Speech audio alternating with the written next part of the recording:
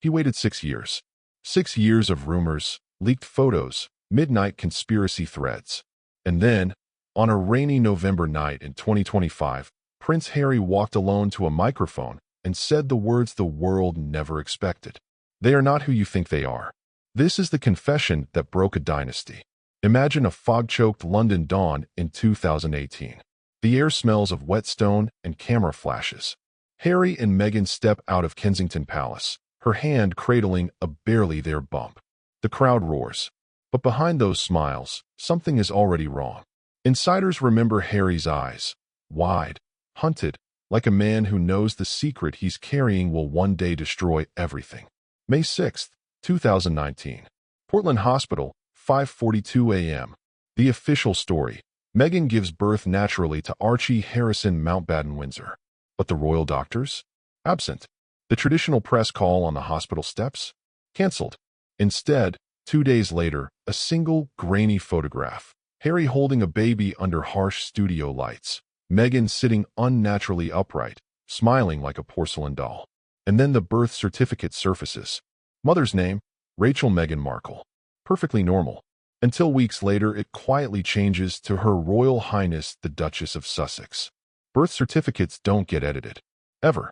In palace corridors, one word is whispered over teacups. Why? June 4, 2021.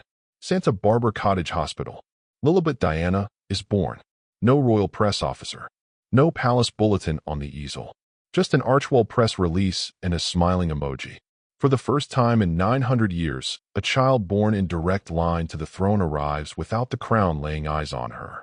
Old courtiers sit in wood-paneled rooms at Buckingham Palace and say nothing. But their silence screams. Go back to 1917. World War I rages. The Kaiser is a cousin. Names like Saxe-Coburg-Gotha sound German. Dangerous. King George V tears up centuries of tradition and issues the letters patent. 3 unbreakable rules for who can be prince or princess. 1. Legitimate bloodline. 2. Birth formally witnessed and recorded by the crown. 3. Christened in the Church of England, registered at Lambeth Palace. Fail any one, and you are not royal. You are simply gone. Late-night transatlantic calls.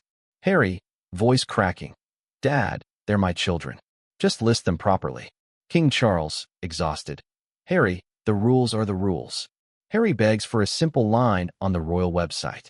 For months it appears, Prince Archie and Princess Lilibet. The Sussexes celebrate. Then one morning in 2023, refresh the page. The titles vanish. No statement. Just white space where names used to be. 2024, Montecito at 3 a.m. Harry stands on the terrace, Pacific wind whipping his hair, staring at his phone. A single encrypted email from a former palace private secretary. Unless you provide the documentation we already know doesn't exist, the children will be removed from the line of succession by Christmas. He doesn't sleep again for days. Cut to 2 small children chasing bubbles across a sunlit lawn in California. Laughter echoing. They have no idea that across an ocean, men in morning suits are deciding whether they ever existed at all. November 14, 2025. A charity gala in New York. No cameras allowed inside, but one guest records on a hidden phone. Harry walks on stage unannounced. The room falls so quiet you can hear ice melting in glasses. Harry's voice, raw, shaking at first, then steel. I've lied by omission for 6 years. Not to protect the monarchy, to protect my children from it. Archie and Lilibet were carried by a surrogate. Meghan wanted to be their mother in every way, but her body, after years of trauma and scrutiny, couldn't carry to term safely. We made the choice in secret. We used Meghan's eggs, my sperm. They are 100% ours biologically. But the moment we chose a surrogate, we broke the 1917 letters patent beyond repair. The palace knew within weeks. They said nothing publicly, because silence is how the crown kills. I begged my father. I begged my brother. They said, give us the long-form surrogacy agreements, the hospital witness statements, the Church of England christening records that can never exist. I couldn't. So they did what the monarchy does best. They waited. And then they erased my children. Not with a press release. With quiet deletions from websites, from the order of precedence, from history itself. I thought I was protecting them from press intrusion. Instead, I handed them to an institution that punishes love it cannot control. So tonight, I'm taking that power back. Archie and Lilibet are not prince and princess. They never will be. And that is the greatest gift I could ever give them. Freedom. The video leaks at 6 a.m. London time. Within hours, the royal website crashes. Headlines scream. The palace issues 2 words, private matter. In Montecito, Meghan steps outside at sunrise, barefoot on cool grass, watching Archie and Lilibet chase their dogs.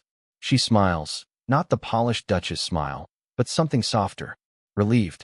For the first time in 1,000 years, 2 children born with Windsor blood will grow up ordinary. No titles, no targets on their backs, no gilded cage. Harry finally spoke the truth, and in doing so, he set them free. The crown kept its silence. But silence, tonight, sounds a lot like defeat. 10 o'clock, black screen, single line fades in. Sometimes the bravest thing a prince can do is let his children stop being royal.